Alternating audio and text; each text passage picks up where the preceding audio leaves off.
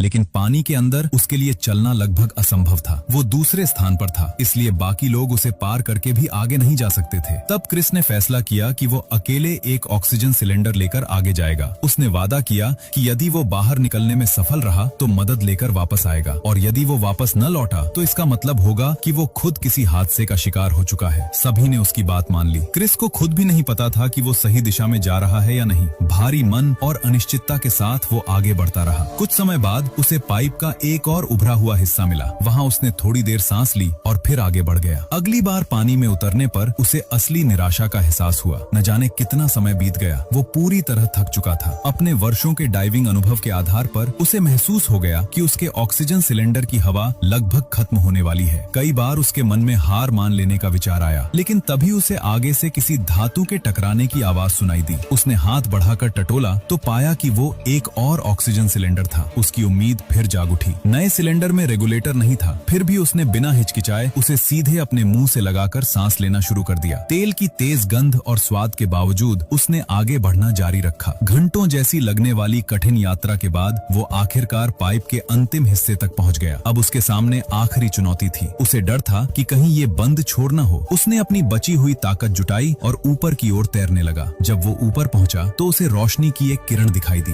उसके चेहरे पर पहली बार मुस्कान आई। क्रिस ने जोर से मदद के लिए पुकारा। तभी ऊपर से एक व्यक्ति झांका। वो उसका सहकर्मी था जो जहाज पर काम कर रहा था। काफी समय तक कोई गतिविधि न दिखने पर वो स्थिति देखने नीचे आया था। क्रिस को बचा लिया गया। उसने तुरंत अपने साथियों की स्थिति बताई और बचाव अभियान शुरू करने की गुहार लगाई, लेकिन अत्यधिक कमजोरी के कारण उसे सीधे आईसीयू में भर्ती करना पड़ा। अगले दिन जब क्रिस को होश आया तो उसे पता चला कि तेल कंपनी ने अब तक कोई बचाव अभियान शुरू नहीं किया था। उनका तर्क था कि पाइप में फंसे 4 लोगों के जीवित रहने की संभावना नहीं है, क्योंकि ऑक्सीजन सिलेंडर केवल लगभग 1 घंटे की हवा दे सकते थे। लेकिन बाद में जब कुछ गोताखोरों ने पाइप पर दस्तक दी तो अंदर से जवाबी आवाज सुनाई दी। इसका मतलब था कि वे चारों